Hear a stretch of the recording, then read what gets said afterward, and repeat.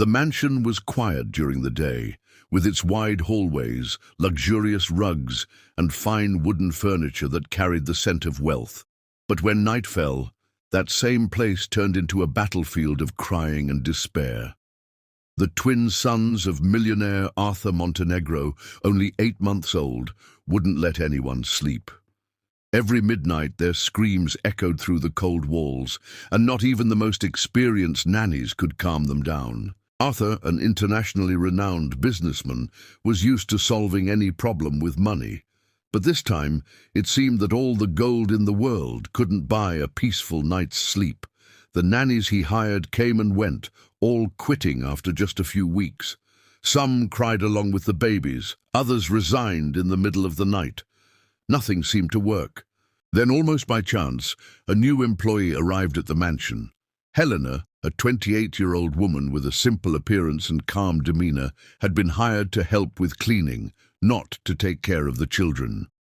She had no formal experience as a nanny, but her presence radiated a peace that even the oldest staff members noticed. Helena came from a small town in the countryside, where she had learned to handle life with patience and serenity. On Helena's first night at the mansion, the usual chaos unfolded. The twins began to cry at 11 o'clock, and the piercing sound echoed through every room. Arthur was in a virtual meeting with partners overseas, and the head nanny was rushing back and forth, trying to calm them down. Helena, passing down the hallway carrying laundry, paused for a moment in front of the children's room door. What she saw surprised her. The nanny was rocking one of the babies in her arms, while the other cried alone in the crib. With every second, the crying grew louder, as if that tiny heart felt the absence of someone to comfort him. Helena hesitated for a few seconds, but couldn't just walk away. She stepped into the room, politely asked the nanny for permission, and approached the crib. Without saying a word, Helena knelt down, gently placed her hand on the baby's chest, and began humming an old lullaby her grandmother used to sing. It was a simple tune, just a few notes, but filled with tenderness. To the nanny's surprise, the crying slowly faded into soft little sobs until the baby closed his eyes and fell asleep. The nanny stared at Helena in disbelief. "How did you do that?" she asked, still rocking the other baby, who was also beginning to calm down at the sound of the song. Helena gave a shy smile and replied, "It's not what I do, it's what I feel. They need to feel they're not alone." The next night, the same ritual happened again. Around the same time, the twins began to cry, and Helena, who was already getting ready for bed, went to the room. She positioned herself between the two cribs, extended her hands, and lightly touched each one as she hummed. This time, they stopped crying almost at the same moment, closing their little eyes in perfect sync. Curious about the sudden silence, Arthur went to the room and stood in the doorway, watching the scene. Helena, sitting on the floor, rested against one crib, while one of the babies held her finger, and the other slept soundly. The sight touched something deep in the millionaire's heart, something he rarely allowed himself to feel. In the days that followed, Helena was called every night. No matter where she was or what she was doing, as soon as the first cries echoed, she would go to the room and perform the same ritual. Arthur began to realize this wasn't a coincidence. There was something special in the way she connected with the twins. Arthur, who always kept a serious and distant demeanor, found himself watching Helena from afar. There was something in the way she leaned over the cribs, in the calmness of her movements, that conveyed not just care, but true love, almost as if it were a natural extension of her own soul. He couldn't understand how someone with no blood relation to his children could provide such a deep sense of security. One stormy night, thunder tore through the sky, and heavy rain pounded the city. The noise seemed to amplify the children's cries, and the head nanny was already in distress. Helena ran down the hallway, opened the door, and before even reaching the cribs, began to sing that same soft melody. As if by magic, the twins calmed down. Arthur, standing behind her, felt a shiver run down his spine. That song. He had heard it before, many years ago. In the following days, his curiosity only grew. Who was Helena, really? Why did that lullaby sound so familiar? He decided to investigate quietly. He asked one of his security guards to find out where she came from, but didn't explain why. Meanwhile, he continued to watch, night after night, the scene that warmed his heart, but also stirred his mind. One morning, Arthur called Helena into his office. Sitting behind a large desk, he tried to keep his tone formal, but there was a faint hesitation in his voice. "That song you sing, where did you learn it?" Helena lowered her eyes and softly replied, "My grandmother taught me.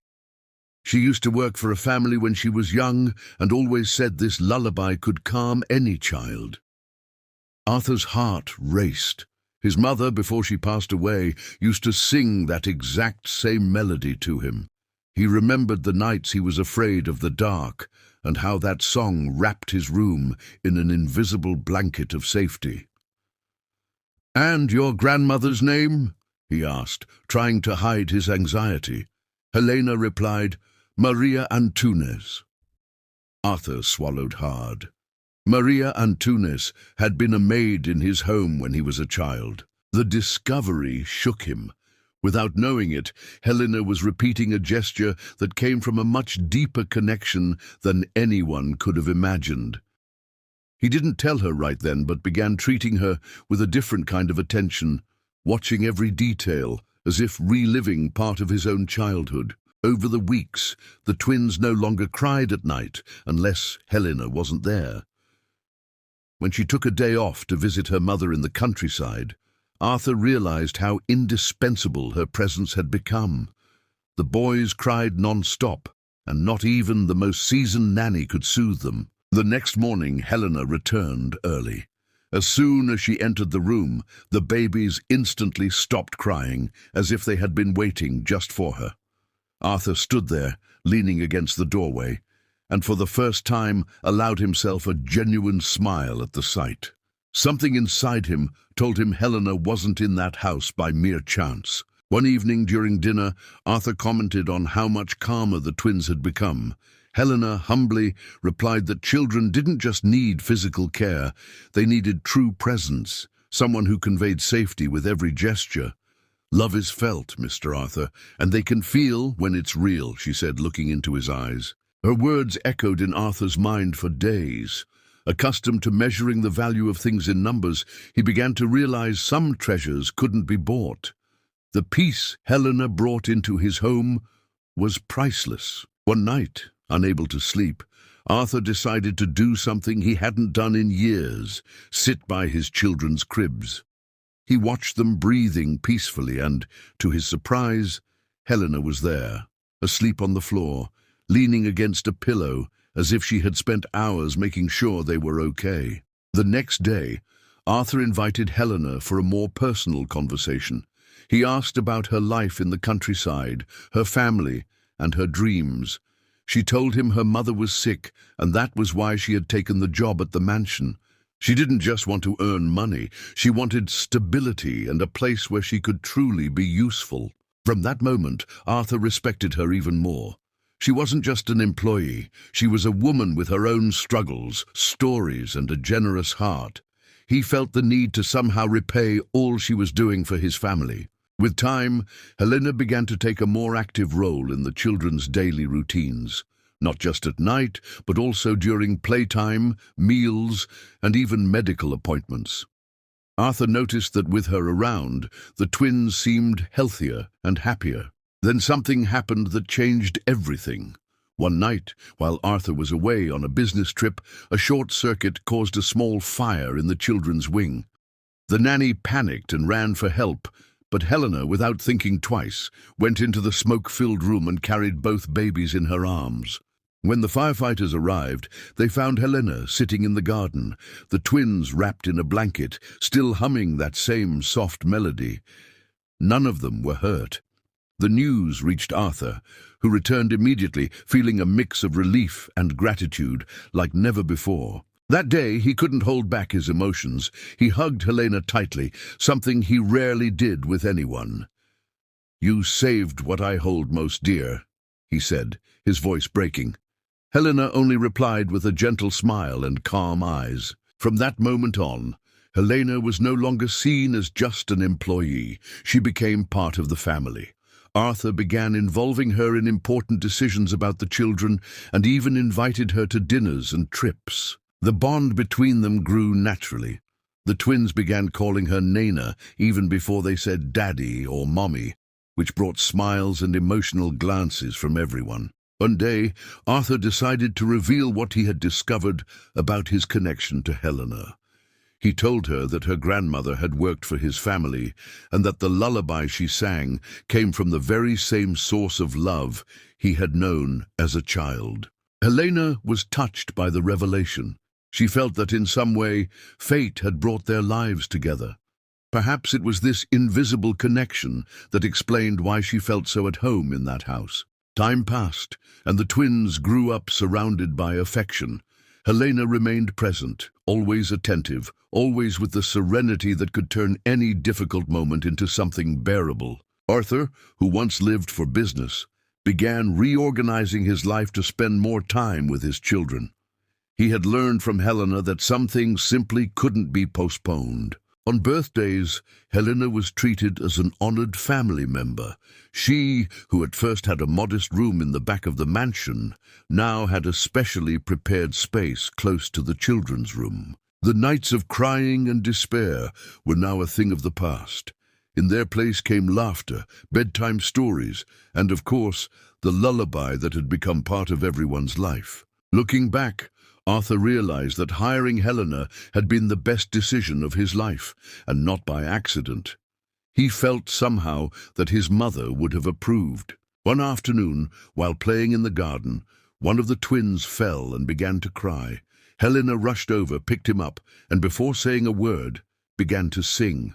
The boy calmed down instantly, proving that this sound would always be his safe place. Helena never bragged about what she did.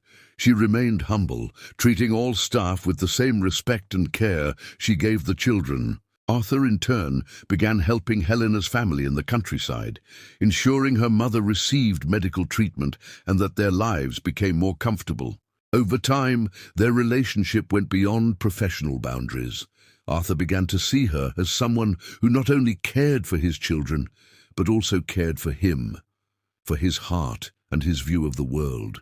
Helena, on the other hand, had found not just a job at the mansion, but a purpose. She felt she was part of something bigger, that her presence there had special meaning. Every night, when she tucked the twins into bed, Helena realized the silence that followed wasn't just the absence of crying.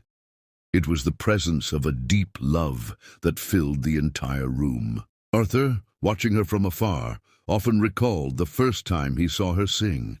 He never imagined that such a simple gesture would completely change his life. Their story, marked by unlikely encounters and invisible bonds, was proof that some connections go beyond blood and work contracts. As the years passed, Helena remained an essential part of the family, even when the twins were old enough to take care of themselves. Arthur, now a calmer man, knew he owed her not only peaceful nights, but also a new perspective on what truly mattered.